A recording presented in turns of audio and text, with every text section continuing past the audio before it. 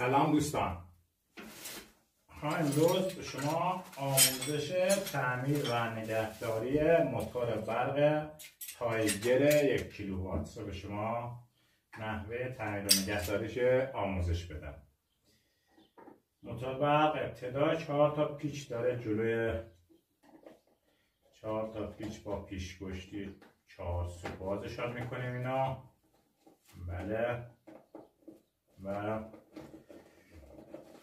موتور برق را قسمت تنظیمات کاربراتورش رو باز میکنیم، چکش میکنیم ببینیم که آیا کاربرات تمیز هست یا نه. بله، 4 تا پیچ داره، پیچاشو باز میکنیم و میذاریم کنار. این کاربراتشه که خدمت شما عرض کنم که این گازشه که زیاد کم میشه گازش خدمت شما، و این دکمه خاموش روشنه. این محلیه که دو شاخه برق 220 بهش میخوره، اینجا هم برق 12 ولت بهش میخوره، هم 12 ولت، و این هم نشانگر ولتاژ برقشه که تا 220 ولت برق میده. خب اینو برای اینکه بخوایم بازش کنیم، داخلش کاربرات در بیاریم نگاه کنیم، باید ابتدا این تا پیچ رو با آچار تی یا آچار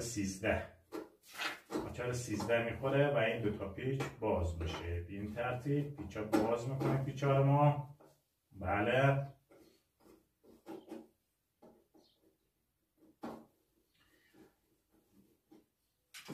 دو تا پیچ باز میکنیم، پیچ 13 با آچار، و یه واشر داره، واشر رو در میاریم و خدمت شما عرض کنم و این دسته گاز میکنیم تا آخر که از اینجا در بیاد، این میکشیم بیرون، میاد بیرون.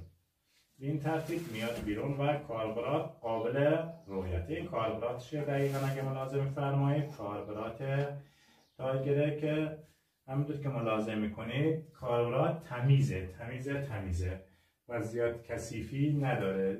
این موتور مشخصه تازه چی شده، تازه سرویس شده. این موتور خب سرویس شده و تنظیماتش هم نگاه میکنیم، میتونیم با توسط یک پیشگشتی 2 سو مقدار گازش، پیچ گاز داره، پیچ چی داره، پیچ گاز رو چیکار کنیم ما زیاده کم کنیم. پیچ گازش رو حالا از نزدیک به شما نشون بدم، اینا خدمت شما الان. بله، پیچ گاز داره همونجور که ملاحظه میفرمایید. بله کنید، اینم پیچ